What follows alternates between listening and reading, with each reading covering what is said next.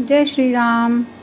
बच्चों, आज हम सुनेंगे एक कहानी ऋषि धौम्य और उनके दो शिष्य आरुणि और उपमन्यु की। प्राचीन काल में यानी बहुत समय पहले ऋषि धौम्य के गुरुकुल में देश दुनिया से छात्र वेद वेदांग का अध्ययन करने आते थे, शिक्षा दीक्षा लेने आते थे, पढ़ाई करने आते थे। इन्हीं में से एक थे आरुणि और उपमन्यु। दोनों ही महान गुरु भक्त थे, गुरु की हर आज्ञा का पालन करने वाले थे। एक दिन महर्षि धौम्य ने उपमन्यु को गौ चराने का आदेश दिया। गौ चराना मैंने गाय चराने के लिए कि इनको चरा के आओ, ले जाओ इन्हें। तो वह उनको लेकर चला गया। कुछ समय बीतने पर गुरु ने उसे बुलाया और उनसे कहा, अरे उपमन्यु, तुम तो काफी हट्टे खट्टे हो, गाय चराते हो तो गाय चराते हुए अपना भोजन का प्रबंध भी कर लिया करो। तो उपमन्यु ने कहा ठीक है। तो उसने अपना भोजन का प्रबंध करना शुरू कर दिया। कुछ दिन बाद गुरुजी ने उनसे पूछा, तो उपमन्यु, अपने भोजन का प्रबंध तुम कर लेते हो अब? तो बोले उपमन्यु कि हाँ गुरुजी, कर लेता हूँ। जो गुरु कृपा से भिक्षा मिल जाती है मैं भिक्षा ग्रहण करता हूँ और उसी से मेरा काम चल जाता है। तो ऋषि धौम्य ने कहा, नहीं, तुम मुझे निवेदित किए बिना, यानी मुझे अर्पण करना चाहिए, तुम्हें अपने उसमें से मुझे भी देना चाहिए, बिना मुझे दिए तुम्हें भिक्षा नहीं खानी चाहिए। उपमन्यु ने बात मान ली। तो ऐसा ही करने लगे वो। कुछ हफ्तों बाद गुरुजी फिर मिले। उन्होंने पूछा, तो उपमन्यु, भोजन का प्रबंध कैसे कर रहे हो? उपमन्यु ने कहा, भिक्षा लेता हूँ गुरुजी, और उसमें से पहले मैं आपको निवेदित कर देता हूँ, आपके लिए निकाल देता हूँ, उसके बाद फिर मैं खा लेता हूँ। गुरुजी ने कहा, ये तो अन्याय है, तुम दूसरे ब्राह्मणों के हिस्से का खा लेते हो, उसे भी तुम्हें नहीं खाना चाहिए। उपमन्यु ने वो भी बात मान ली।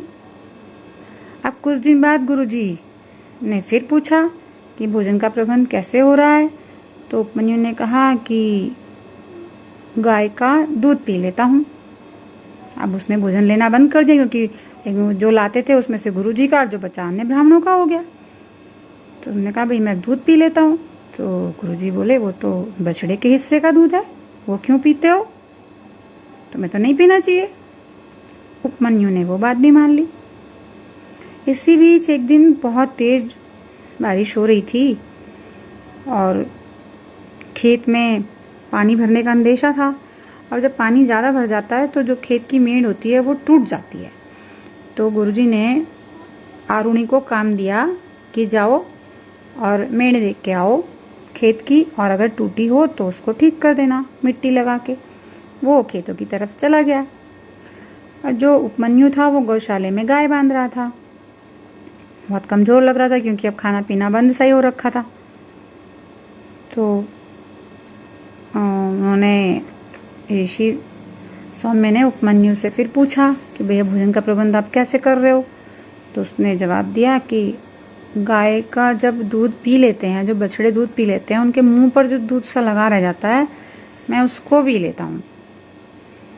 गुरुजी ने कहा, वो तो बछड़ों का हिस्सा है, उसे कैसे पी सकते हो? ये भी नहीं पीना है। अब गुरुजी चले गए। वो दिन भर बेचारा भूखा रहा, अब क्या ले?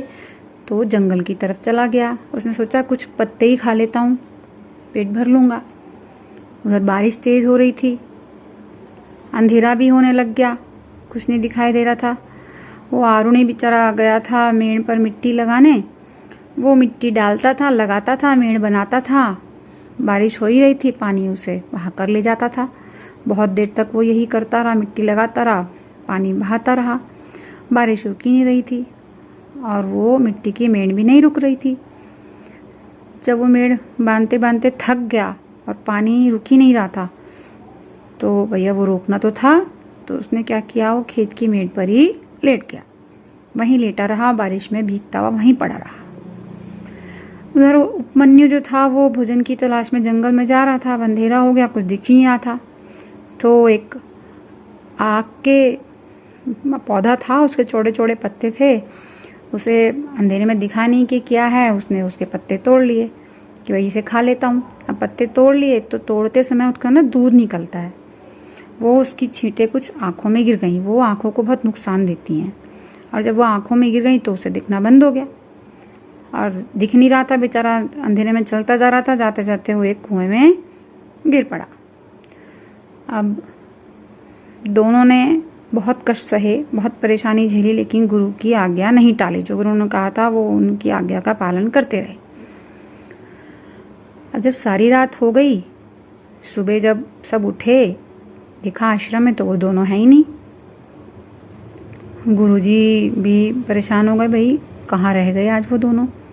उन्होंने दिव्य दृष्टि से देखा। गुरुजी ने, जो ये पहले गुरु हुआ करते थे, वो तपस्या साधना करके उनको इतनी ऐसी दृष्टि प्राप्त हो जाती थी कि वो अपने मन की आंखों से देख लिया करते थे कहाँ क्या हो रहा है।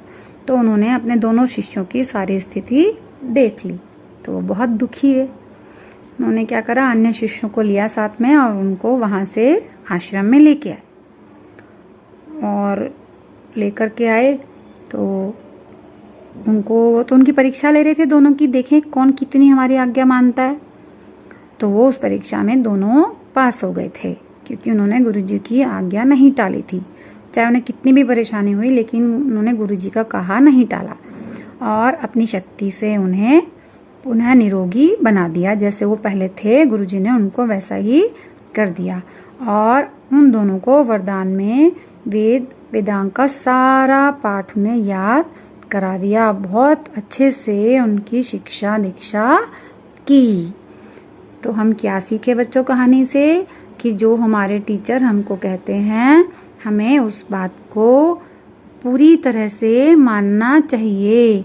उसमें अपने मन में कोई भी शंका नहीं रखनी चाहिए कि भाई ये गलत हो सकते हैं।